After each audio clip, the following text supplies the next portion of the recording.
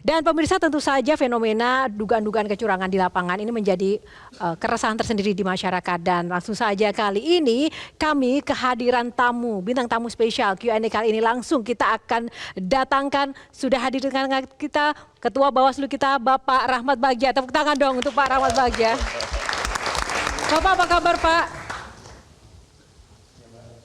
Gimana kabarnya sampai dengan malam ini? Alhamdulillah baik. Kemarin kan sudah tugas KPU secara teknis nih Pak. Nah sekarang ini yang diharapkan Bawaslu.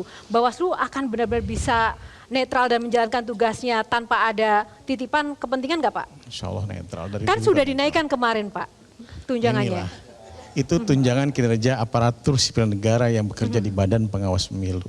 Dan sudah setuju setahun sebelumnya, bulan Desember atau bulan November. Jadi baru tanggal perpresnya pada bulan Februari ini. Dan itu memang usulan sudah beberapa tahun. Yang namanya tukin itu pasti kan naik seharusnya. Nah itu yang terjadi tidak ada untuk komisioner enggak. Untuk ASN yang bekerja di Badan Pengawas Pemilu. Jadi beritanya dipotong ya. Jadi kami dianggap dapat dan enggak ada. Alhamdulillah teman-teman ASN naik, kami juga bahagia. Oke, nah tapi kan pemilu kali itu banyak menimbulkan trust issue nih Pak. Katanya nih lembaga seperti KPU, MK, bahkan Bawaslu sudah dikuasai untuk kemudian kepentingan-kepentingan tertentu. Nah ini Bawaslu gimana Pak? Boleh disampaikan nggak di sini? Benar nggak ada kedekatan dengan penguasa atau sudah dikuasai dan sudah tidak lagi bisa dipercaya? Kedekatan, bukan kedekatan ya. Kalau dalam rapat dengar pendapat pasti ada mekanisme-mekanisme yang mungkin Bang Akbar Faisal juga tahu proses-proses yang terjadi. Dalam pemilihan komisioner pun demikian. Itu hal yang kemudian dapat terjadi dan dilakukan. Dan ini hal yang biasa. Nah, yang patut kemudian pada saat pelanggaran tugas dan fungsi itu tidak boleh diintervensi. Misalnya kita bicara masalah Kuala Lumpur ya. Kami sudah mendeteksi pas di awal, tapi kemudian ada hal-hal yang berhenti kasus pelanggaran pidananya, dugaan pelanggaran pidana di awal pada saat pemutakhiran data pemilih. Karena satu, kurang cukup bukti dan kemudian juga yang bersangkutan tidak bisa kemudian diperiksa karena lari. Karena lari atau apa. Dan ini akhirnya kita prediksi akan bermasalah nanti di Kuala Lumpur dan prediksi itu benar.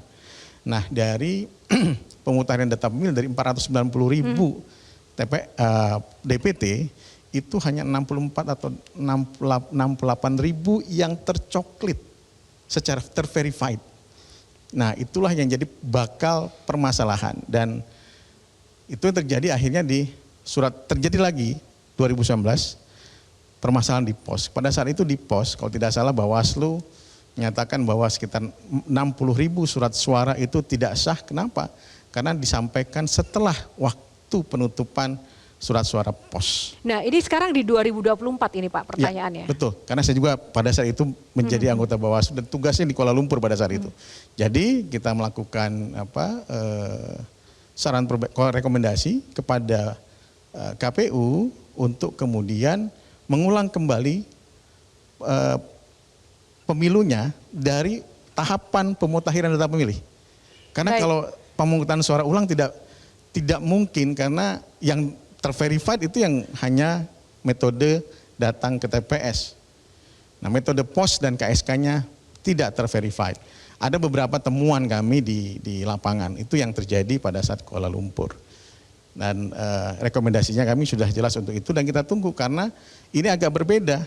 Di undang-undang agak susah karena ini baru pertama kali pemungutan suara ulang ya untuk di Kuala Lumpur dalam sejarah pemilu Indonesia itu harus memulai pemungutan data pemilih dan KPU akan menindaklanjuti rekomendasi dari Bawaslu katanya. Iya.